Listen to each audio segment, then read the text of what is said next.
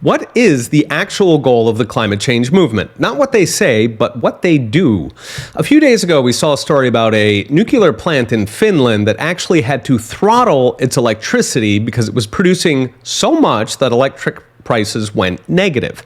In contrast, in Germany, where they just closed their last plants, prices for industrial customers, which are usually the cheapest because of bulk discounts, are over 18 cents per kilowatt, which is 54 times higher than Finland's recent peak.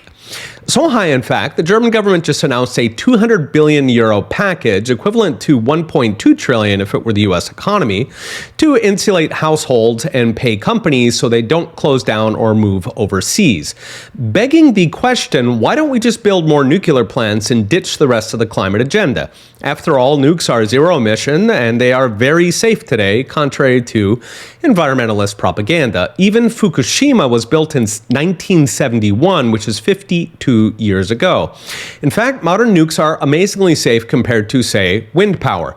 A recent Scottish study found in the UK alone over 1,300 wind turbine accidents per year, that extrapolating from previously public data, the UK wind industry now has legal confidentiality, so it doesn't have to report injuries and deaths, suggest about 50 people killed by wind turbines per year in the UK alone, including workers and bystanders killed by blade failures.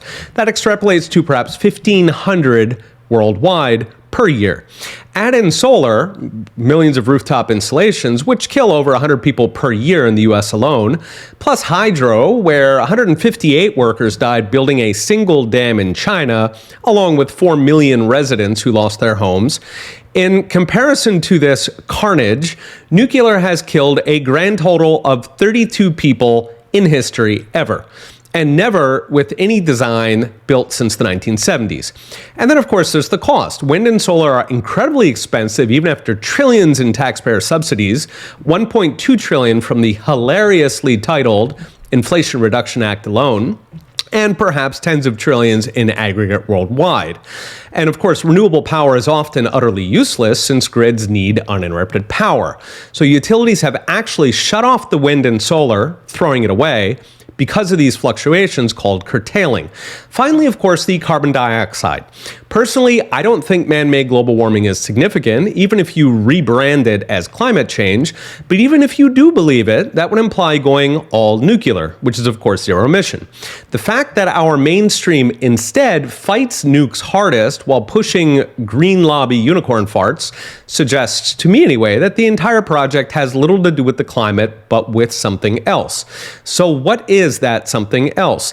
We got a hint the other day when LinkedIn censored presidential candidate Vivek Ramaswamy for daring to say that fossil fuels, well, specifically the cheap energy they provide, are essential for prosperity.